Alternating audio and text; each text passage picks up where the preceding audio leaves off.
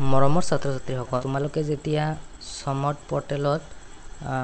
Open কৰিবা তেতিয়া তাতে এটা নতুন আপডেট আহিছে তাতে এই নোটিফিকেশনটো পাবা এইটো হৈছে তোমালোকৰ মডিফাইড টাইমলাইনছ এটো আজি প্ৰকাশ পাইছে সোয়া ইয়াতে 21 জুন 2024 ইয়াতে লিখিছে on account of the flood situation in the state and as per request received from the universities and college authorities to extend the timelines for admission as directed by the Government of Assam in Higher Education Department. The extended timelines in the Assam State Higher Education Portal for admission to 4-year undergraduate program, 5-year integrated postgraduate program and 5-year integrated master program are as follows. The modified timelines will be applicable for all participating HEIS. ইয়াতে মানে college ফালৰ পৰা মানে request কৰিছিল university college অথৰিটিছৰ ফালৰ পৰা request কৰিছিল ইহঁতে টাইমলাইনটো অলপ এক্সটেণ্ড কৰিবৰ কাৰণে এডমিশ্যনৰ সিচুৱেশ্যন মানে ফ্লাড সিচুৱেশ্যন তোমালোকেতো জানাই বহুত জায়গাত বানপানী হৈ প্ৰবলেম হৈ আছে বৰষুণৰ কাৰণে এতিয়া সেই কাৰণে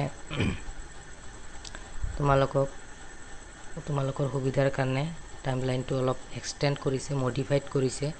এই নতুন মডিফাইড টাইমলাইনত চোৱা তোমালোকে ইয়াতে লিখা আছে কি 20 পৰা 22 জুন লৈকে কি হ'ব ফাৰ্স্ট মেৰিট লিষ্টৰ যাৰ নাম আছে যিসকল ছাত্ৰ-ছাত্ৰীৰ নাম আছে সেইসকল ছাত্ৰ-ছাত্ৰীৰ এডমিশ্যন হ'ব তাৰ পিছত ইয়াতে 23 June colleges can take admissions on 23rd June if required. এতিয়া আকৌ এটা দিন ইহঁতে এক্সটেণ্ড কৰিছে যে কিবা কাৰণে কোনোবা যদি মিস কৰে তেনেহলে কলেজে 23 তাৰিখো এডমিশ্যন মানে